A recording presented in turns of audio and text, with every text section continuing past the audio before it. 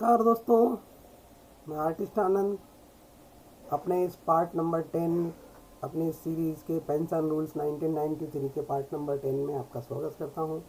जिसमें हम लोग चर्चा करेंगे family pension and death cum retirement gratuity के बारे में, जो कि पेंशन मैनुअल 1993 के रूल नंबर 92 से लेकर 99 के बीच में कवर किए गए हैं। तो ये मेरी इस सीरीज़ का ये 10वां पार्ट है, जिसमें हम लोग चैप्टर 9 के बारे में चर्चा करने वाले हैं दोस्तों। तो चलिए इस वीडियो को स्टार्ट करते हैं। अगर आप इस चैनल पर नए हैं और अगर आप रेलवे इस्टेब्लिशमेंट रूल्स के बारे में अवेयरनेस रखना चाहते हैं या किसी एग्ज़ाम की तैयारी कर रहे हैं, तो आप मेरे साथ जुड़े रहिए। हम लोग मिलकर और किसी भी जो अपना अचीवमेंट है, जो अपना गोल है, उसको हासिल करने में एक दूसरे का सहयोग करेंगे। तो चलिए वीडियो को स्टार्ट करते हैं। तो दोस्तों, इसका जो है रूल नंबर 92 देखते हैं, स्टार्ट करते हैं रूल नंबर 92 से। 92 नंबर रूल है, रूल नंबर में बोला गया है कि obtaining a claim for family pension. Family pension जो रिटायर में एम्प्लॉय अगर किसी प्रकार से डेथ हो जाती है, उस समय जो फैमिली को जो पेंशन मिलती है उसको बोला जाता है फैमिली पेंशन। और उस कंडीशन में जो रिटायरमेंट ग्रेजुइटी मिलती है उसको बोला जाता है DCRG, डेथ कम रिटायरमेंट ग्रेजुइटी। तो डेथ कम रिटायरमेंट ग्रेजुइटी होती है जो रिटायरमेंट ग्रेजुइटी से जस्ट डबल होती है। तो ये जो अमाउंट मिलता है उसके बारे में, तो इसका नंबर 1 सब रूल नंबर 1 दिया है कि जहाँ पर हेड ऑफिस इज रिसीव्ड, अगर एक हेड ऑफिस के द्वारा ये इंटीमेशन, ये सूचना मिलती है about the death of railway servant की, कि अगर वो सर्विस के दौरान उसकी डेथ हो गई है, तो ही शैल एसर्टेन, वो निश्चित करेगा, any death cum retirement gratuity और फैमिली पेंशन, या फिर दोनों जो भी है, are payable in respect of such deceased employee, जो डिकीज्ड एम्प्लॉय है, मृत एम्प्लॉय है, उसके बारे में, उसके संबंध में। रूल नंबर 2 में दिया हुआ है कि 2 का 1 है कि जहाँ पर family of deceased servant is eligible है बाय DCRG के लिए, सब रूल नंबर 70 के अनुसार head of the office cell, head office जो है वो निश्चित करेगा, सर्टेन करेगा कि अगर if the deceased railway servant had nominated, क्या रेलवे सर्वेंट ने नॉमिनेटेड किया था किसी पर्सन को या एक से अधिक पर्सन्स को टू रिसीव ग्रेजुइटी के लिए, या फिर अगर डिकीज railway servant had not made, अगर उसने नहीं बनाया था किसी प्रकार का कोई नॉमिनेशन, या any nomination made does not subsist, उसको नहीं मिलता किसी नॉमिनेशन को, मतलब उसमें नहीं है, तो द पर्सन और पर्सन होम ग्रेजुइटी में भी पेएबल की किसे दी जाए, वो अगर मना करता है, नहीं दी जाती है उसको अगर, तो the head of office shall, head office क्या करेगा, the then address a person, उस पर्सन को एड्रेस करेगा in form number 11 and 12 as में be appropriate for making a claim in form number 13 में जो क्लेम करेगा, मेकिंग करेगा, मेकिंग द क्लेम। जहाँ पर फैमिली ऑफ डिकीज रेलवे सर्वेंट जो है एलिजिबल अंडर रूल नंबर 75 के अनुसार, ये रूल नंबर 75 काफ़ी इंपॉर्टेंट है, इसको एक बार पिछली वीडियो में ज़रूर डिटेल में देख लीजिए। For the family pension rule 1964 के अनुसार, उसके अनुसार से उसका एलिजिबिलिटी डिसाइड की जाएगी। The head of the office shall address, head of the office जो रहेगा वो एड्रेस करेगा विडो या विडोवर को इन फॉर्म नंबर 14 में for making a claim in form number 10, बना क्लेम करने के लिए फॉर्म नंबर 10 में। या फिर जहाँ पर डिकीज रेलवे सर्वेंट इज सर्वाइव्ड, अगर जो मृत रेलवे एम्प्लॉई है वो survived only by a child, सिर्फ उसका एक ही बच्चा है या फिर बच्चे हैं, the guardian of such child, उन बच्चों के जो गार्जियन रहेंगे, जो उसके अभिभावक रहेंगे, may submit a claim in form number 10 to the head office, 10 number 10 में जो है सब क्लेम अपना सबमिट करेंगे, बशर्ते the guardian shall not be required, जो गार्जियन है उससे वो not be required to submit claim in said form and on behalf of child who had attain the age of 18 year. अगर मान लो 18 ईयर की एज से ज़्यादा हो जाता है चाइल्ड या चिल्ड्रन, तो उस कंडीशन में guardian shall not required, guardian से ये उससे ये फॉर्म नहीं लिया जाएगा। एंड सच चाइल्ड, और ऐसा चाइल्ड खुद या submit a claim in said form, उस फॉर्म में पर खुद क्लेम करेगा। तो ये था उसके बारे में, क्लेम के बारे में। रूल नंबर 93 में रूल नंबर में दिया हुआ है कि कंप्लीशन ऑफ फॉर्म नंबर 16, तो ये form number 10, form number 15, form number 16, ये सारे फॉर्म्स के बारे में भी एक लास्ट में मैं चैप्टर में दिखा दूंगा, लास्ट की जो वीडियो रहेगी किस फॉर्म के लिए क्या क्या कौन सा फॉर्म भरा जाता है, लास्ट में उसको कवर करेंगे हम लोग। इसका 16 नंबर और कंप्लीशन ऑफ फॉर्म नंबर 16 को किस तरह कंप्लीट करेंगे, तो ये फॉर्म भरने का एक तरीका है, तो इसको तो जैसा फॉर्म में करेक्टनेस रहेगी, डेट ऑफ बर्थ और क्या लीव कहाँ क्या लिया, वो सारी चीज़ें रहेंगी इसमें। 16 में ए रहेगा, the head office while taking action to obtain claim, क्या करेगा ऑप्शन क्लेम लेने के लिए for the family accordance with the provision of rule number 92 का रूल नंबर के अनुसार shall simultaneously undertake the completion of form number 16, साथ ही साथ वो फॉर्म नंबर 16 भी कंप्लीट करेगा। The work shell be completed within 1 month, 1 महीने में वो सारा काम कंप्लीट कर लिया जाएगा from the date which intimated regarding the death of railway servant has been receive, जब उसको डेथ के बारे में पता चलेगा हेड ऑफ द डिपार्टमेंट को, उसके 1 महीने के भीतर वो ये सारे दोनों फॉर्म नंबर 16 और ये साइमल्टेनियसली इसको कंप्लीट करवा लेगा with the help of welfare और डिपार्टमेंट के through. The head office shall go through the service book, वो जाएगा सर्विस बुक के through the deceased railway servant and satisfied himself whether certificates of verification of service for the entire service are recorded therein, और वो satisfy करेगा कि उसमें सारे जो सर्टिफिकेट वेरिफिकेशन ऑफ सर्विस के हैं वो सारे कंप्लीट हैं कि नहीं, ये चीज़ें से वो अपने आप को सेटिस्फाई करेगा, उसके अनुसार जो है वो अपना फॉर्म कंप्लीट करेगा। If there are any period of unverified service, अगर उसमें कोई ऐसा पीरियड है जो अनवेरीफाइड सर्विस है, एक सर्विस में ना है या कुछ प्रकार का इशू है, तो head office shall accept the unverified portion of service, वो उसको वो accept the unverified portion of service as verified, उसको वेरीफाइड मान लेगा on the basis of available entries in the service book में जो अवेलेबल एंट्री उसके अनुसार उसको एक्सेप्ट कर लेगा, मतलब उसको वेरीफाइड मान लेगा।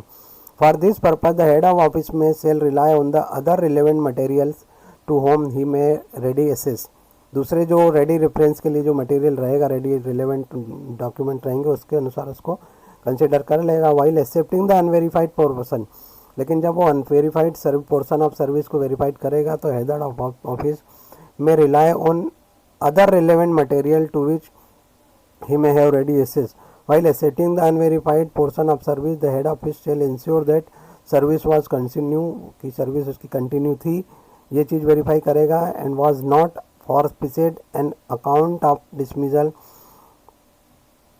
रिमूवल, रेसिग्नेशन फ्रॉम सर्विस और for the participation in strike, वो इसमें ये चीज़ भी देखेगा कि इसमें किसी प्रकार का रिमूवल, डिसमिजल या पार्टिसिपेशन इन स्ट्राइक में तो वो नहीं था,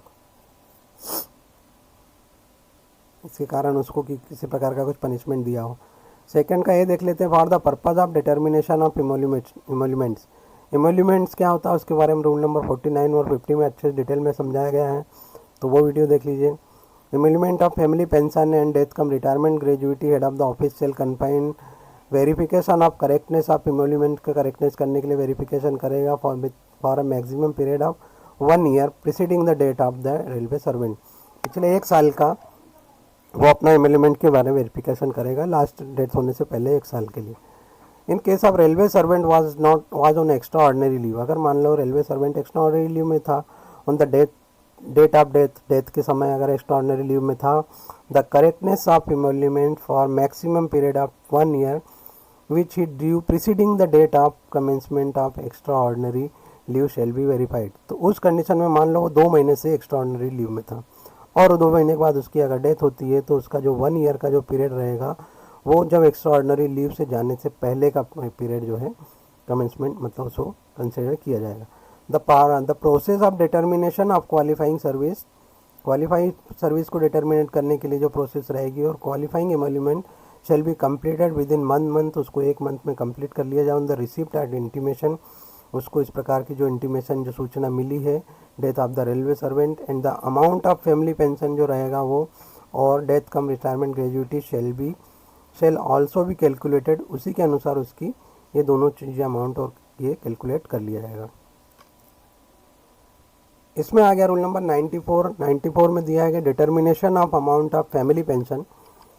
and gratuity where service record are incompleted,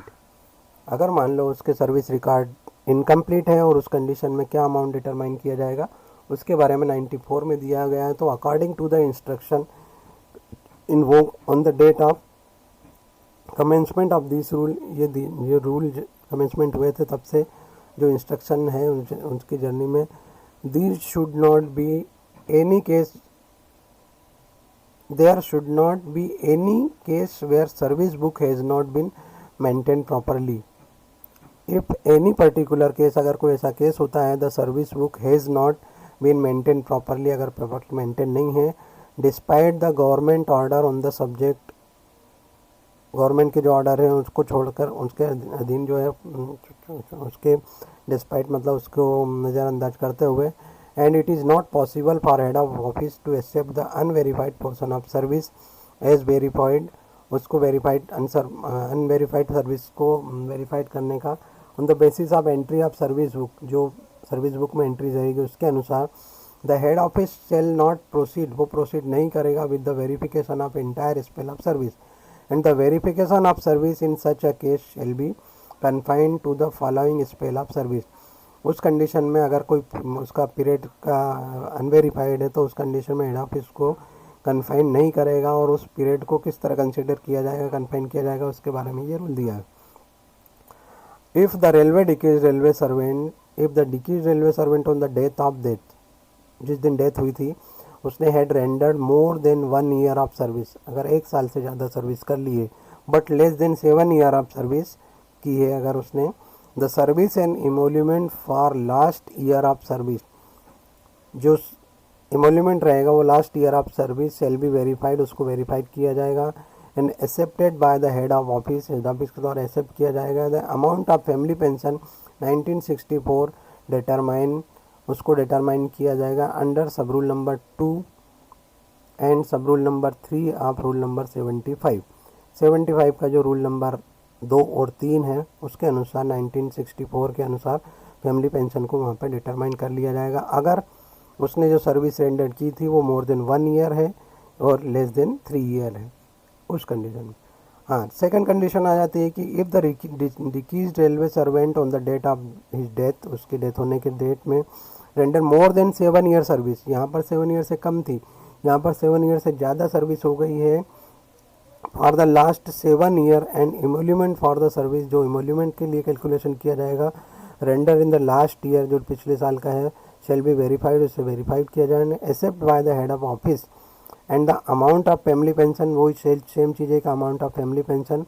for the period which payable shall be determined according to rule number 3 of sub rule number 75 के रूल नंबर 3 के अनुसार उसे डिसाइड डिटरमाइन किया जाएगा. अगर डिक्रीज railway servant on the date of his death had render more than 7 year of qualifying service and the service for last years and emolument for service render in the last year shall be verified, उस same चीज़ इसमें ही बोली गई कि वही चीज़ verified की जाएगी, and accepted by the head of the office amount of family pension in the period of which, और जो पीरियड जो which for which it is payable shall be determined in the accordance of the rule number 2 and सब rule number 3 of 75. 7 साल से ज़्यादा की service हो गई तो उस कंडीशन में 2 और 3 के अनुसार रूल नंबर 75 के अनुसार उसे डिटरमाइन किया जाएगा. The service for which for the last 7 year shall be verified, उसको वेरीफाइड किया जाएगा, and accepted with in next month 2 month, और उसको अगले 2 मंथ में एक्सेप्ट किया जाएगा.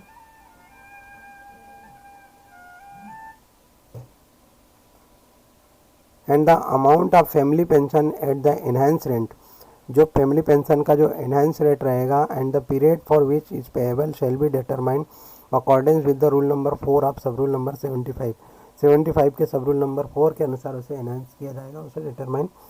किया जाएगा विद इन नेक्स्ट 2 मंथ में. The determination of amount of family pension in accordance with the provision of rule number 1, 2 and 3 shell be done with in 1 month of receipt of intimation, उसको 1 महीने में intimation receipt होने के बाद कर लिया जाएगा.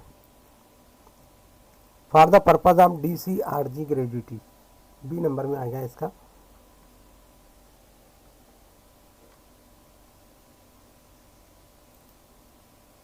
For the purpose of DCRG death cum retirement gratuity, उस कंडीशन में क्या रहेगा, अगर if the railway servant had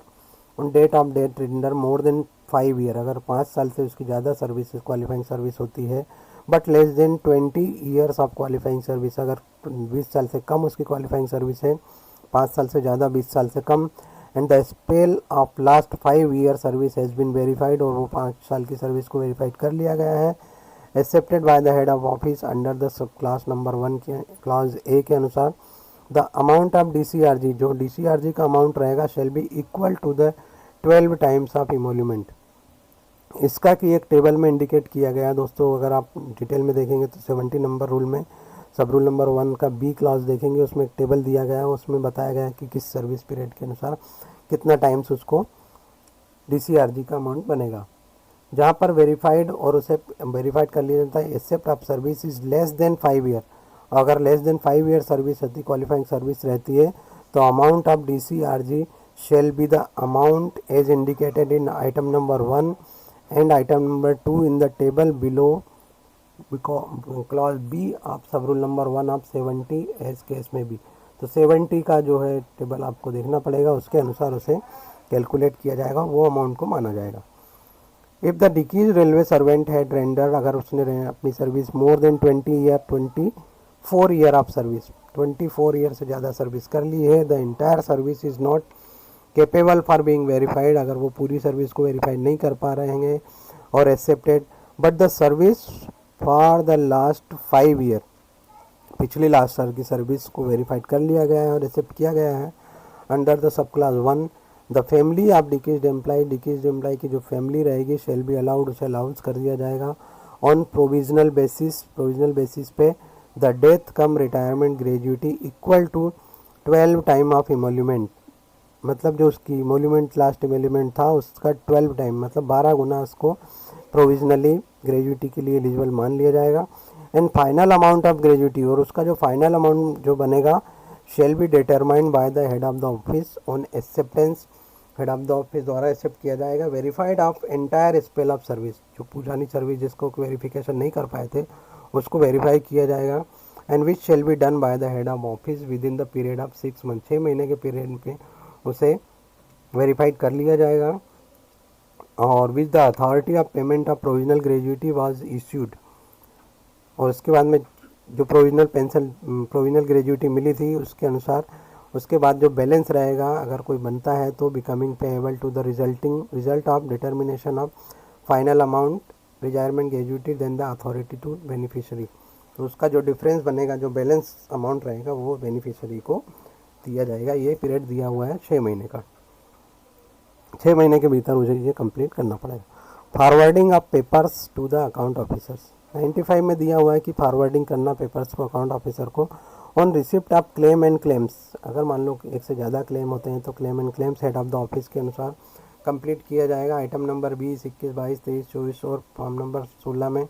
and send the said form 17 along with the railway servant service book के साथ में duly completed up to date and any other document relied upon the verification of the service claim. This shall be done not later than 1 month, एक साल से not later than 1 month of receipt of claim by the head of office के द्वारा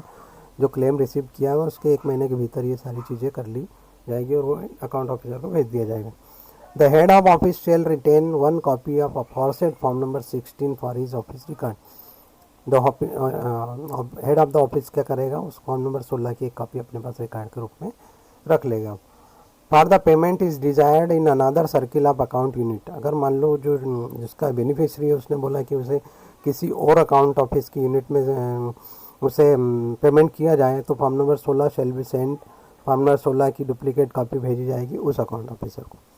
the head of the office shall draw the attention, head office क्या करेगा, draw attention करेगा of the account officer से, मतलब उसकी जानकारी लेता रहेगा। In the detail government and railway dues outstanding against the डिकीज रेलवे सर्वेंट पे अगर कोई अमाउंट ड्यू है तो गवर्नमेंट और railway dues ascertain and asserted in the assessed in terms of rule number 15 and recoverable out of gratuity before payment is authorized। मतलब जो भी ड्यू रहेगा दोस्तों तो उसको जो है एम्प्लॉय की किस अमाउंट में से डिडक्ट किया जाता है, तो वो ग्रेजुएटी में से ही किया जाता है। अगर उसका कोई भी गवर्नमेंट ड्यू अगर ड्यू रहता है तो,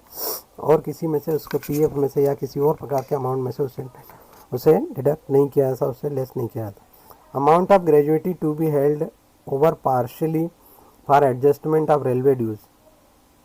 ये रेलवे के कुछ अगर ड्यूज है तो उसको कहाँ से एडजस्ट किया जाता है, ग्रेजुटी से।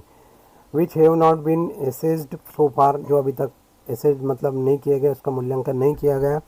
And partially as a margin of adjustment in light of final determination of gratuity. If the form number 16 has been completed, कर लिया गया है, and claim by the respective form,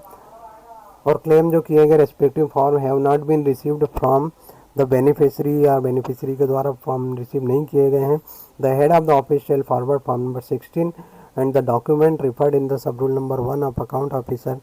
living Anfield item 21, 22, 23, 24, 25 को part 1 of said form के उसको Anfield करके ही भेज देगा। As soon as the claim and claims are receive, जब जैसे ही क्लेम रिसीव किया जाएगा, head of office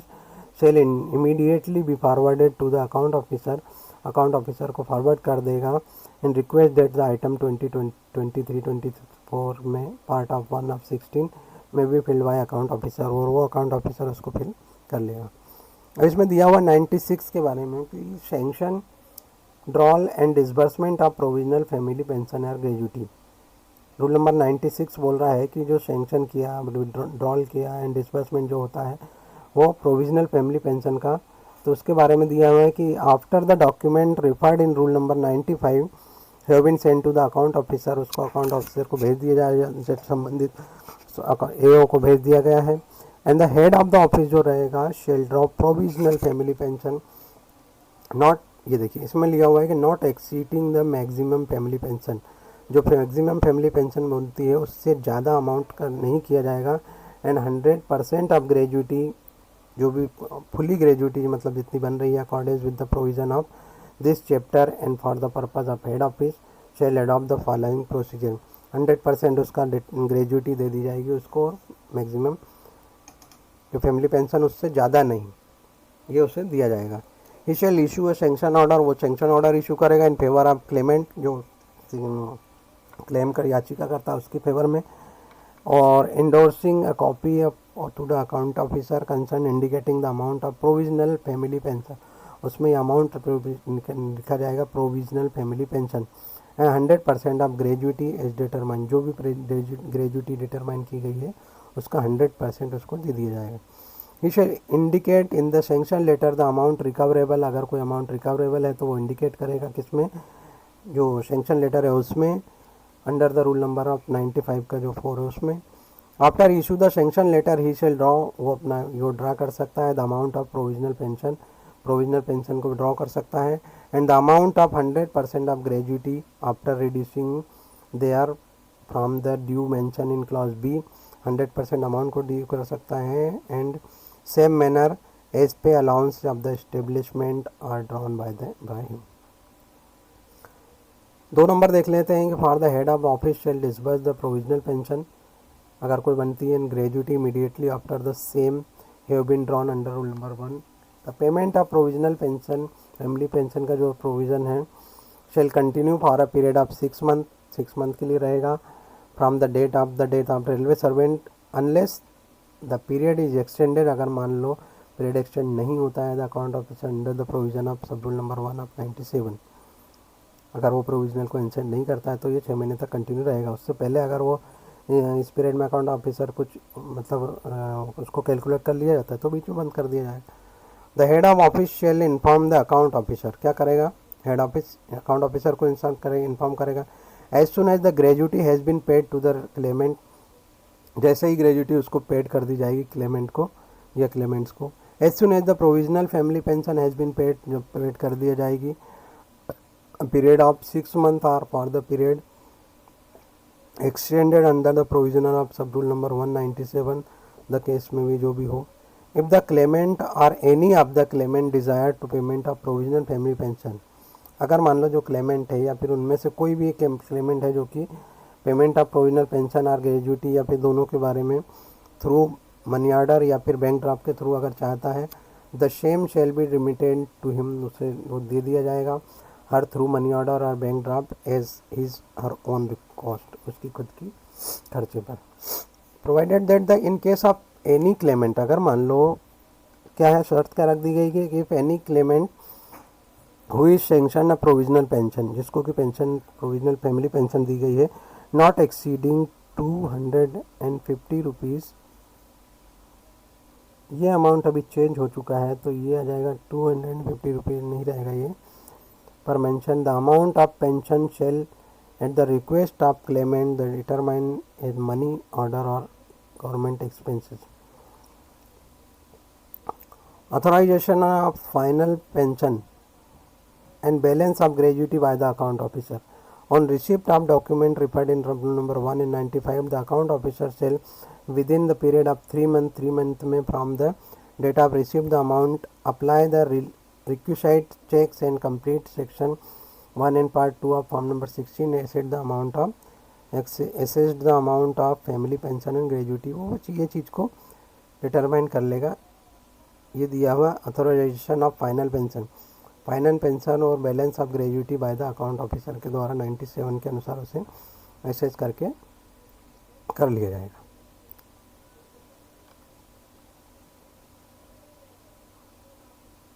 provided that अगर मान लो account officer is for any reason, अगर किसी कारण unable to assess the amount within the period, 3 महीने का जो पीरियड है उसमें अगर वो नहीं कर पाता है, असेस नहीं कर पाता, मूल्यांकन नहीं कर पाता है, तो he shall communicate the fact to the head of office, continue to disburse for such may be specify in the account officer. तो वो क्या करेगा कि उस अपना वो जो प्रोविजनल पेंशन दी उसे कंटिन्यू करने के लिए हेड ऑफ द ऑफिस को बोलेगा। If the family pension is payable in this circle of the account unit, अगर उसी अकाउंट यूनिट के सर्किल में फैमिली पेंशन पेएबल है तो the account officer cell prepare करेगा द पेंशन पेमेंट ऑर्डर, और अगर the payment of family pension shall be effective from the date of which the payment of provisional pension cease, जब ये provisional pension बंद हो जाती है उसके बाद में फैमिली पेंशन इफेक्टिव उस डेट से इफेक्टिव हो जाएगी। Arrears of the family pension अगर कोई बनता है the respect of the period of which provisional family pension जिस पीरियड में मिली थी उसमें अगर कुछ कम डिसबर्समेंट हुआ है तो उसका अगर कोई एरियर्स बनता है तो in disburse by the head of the office also to authorize by the account officer की ऑथोराइजेशन से उसे हेड ऑफिस के द्वारा उसे दिया जाएगा। The account officer cell determine क्या करेगा, डिटरमाइन करेगा amount of balance of gratuity after adjustment the amount if any outstanding against the decrease railway servant. अगर कोई जो मृत रेलवे एम्प्लॉई है उसके अगेंस्ट कोई एडजस्टमेंट आता है, कुछ ड्यू अमाउंट रहता है तो उसको ग्रेजुटी से में से एडजस्ट करने के बाद जो अमाउंट आएगा वो डिटरमाइन कर लिया जाएगा। The average officer cell determine, यहाँ पर एवरेज नहीं का account officer cell determine the amount of balance of gratuity under rule number A with the remark that the amount of balance gratuity shall drawn disbursed by the head of the office whom the provisional gratuity has been paid. The amount of gratuity, जो amount of gratuity adjusted in rule number 1 and non-vacation of railway accommodation, अगर कोई railway permission लिया और vacate नहीं किया गया shall be adjusted, gratuity में से उसे भी एडजस्ट किया जाएगा। एंड द बैलेंस अगर कोई बनता है तो रिफंड टू द पर्सन और person whom gratuity has been paid, उसे रिफंड कर दिया जाएगा जो भी ग्रेजुटी लेने वाला व्यक्ति है उसको। The fact of the issue of pension payment order shall be promptly reported to the head of office, जो पीपीओ बनाया जाएगा उसके जो भी फैक्ट रहेंगे उस हेड ऑफिस को बताया जाएगा। एंड द अकाउंट और no longer required shall be return to him, जिसकी ज़रूरत नहीं है आगे उसको वापस कर दिया जाएगा। If the final family pension including the arrears of provisional pension is payable in another circle of account unit, the account officer shall the pension payment order together with a copy of form number 16 duly completed to the account officer of that unit of the arranging the payment। अगर मान लो जो pensioner है वो चाहता है कि कहीं और उसकी फैमिली पेंशन किसी और अकाउंट यूनिट से मिले, तो जो जिस अकाउंट यूनिट से वहाँ से ले रहा था वो अकाउंट ऑफिसर क्या करेगा, फॉर्म नंबर 16 के साथ में रिलेटेड डॉक्यूमेंट्स और पेंशन पेमेंट ऑर्डर की कॉपी लेकर अगले यूनिट को दे देगा जहाँ से उसको डिस्बर्समेंट चाहिए, और उसके बाद में जो अरेंजमेंट रहेगा वो नेक्स्ट वही करेगा। Provided in account any reason, उसके बाद में जा जाएगा head of office shall within 1 month of receipt and intimation regarding death of railway servant take step to certain due और रिफर इन रूल नंबर 15 और 6 of the rule number 16 are recoverable from the decrease railway servant such a certain due shall be recovered from amount of DCRG becoming payable to the decrease railway servant. कहने का मतलब ये है कि अगर 1 महीने के भीतर ये अगर उसको इन्फॉर्म मिलती है डेथ के बारे में तो जो भी उसके जो ड्यूज़ वगैरह आते हैं उसको जो है DCRG में से एडजस्ट कर लिया जाएगा। Payment of family pension and DCRG gratuity when a railway servant dies while on deputation.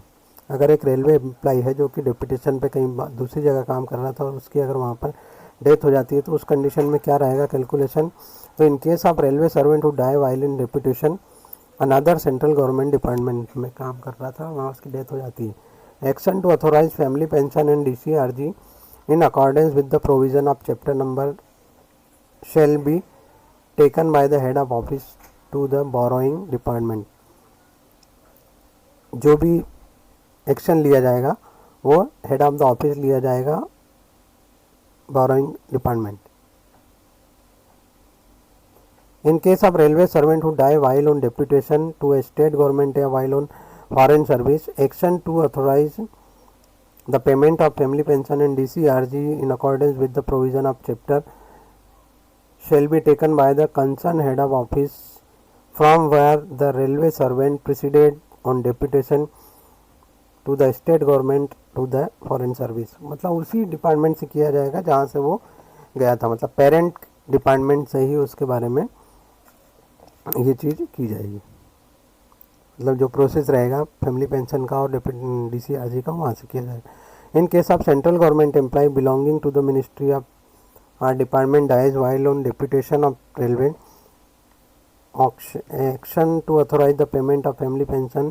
and retirement gratuity in accordance with the provision of chapter shall be taken by the parent ministry of department from he has proceed to deputation to the railway। जहाँ से वो आया है वहाँ पर उसका मतलब जो भी पेरेंट मिनिस्ट्री ऑफ डिपार्टमेंट है वहाँ से उसको प्रोसेस किया जाएगा। डेपुटेशन पे जाने पे मतलब पेरेंट कैडर में ही उसके बारे में किया जाता है, उसकी प्रोसेस की जाती है।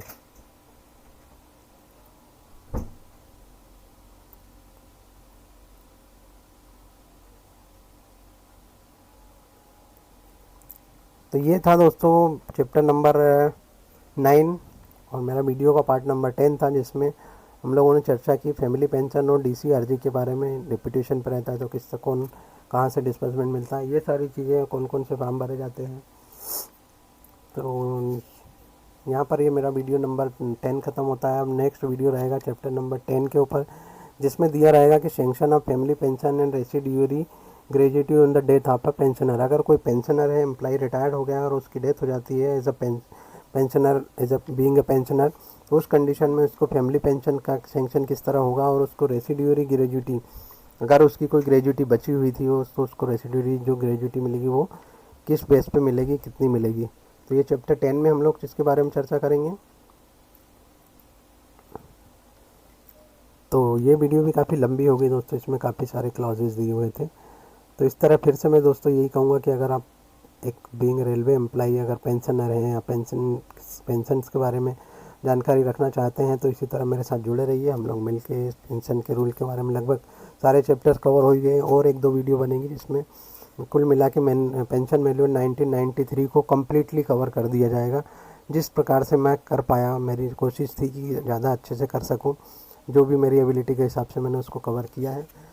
और कोई सजेशन या कोई आपकी कोई कमेंट रहती है तो उसका हमेशा उसका वेलकम रहेगा। मिलते हैं नेक्स्ट वीडियो में, तब तक के लिए good bye and take care and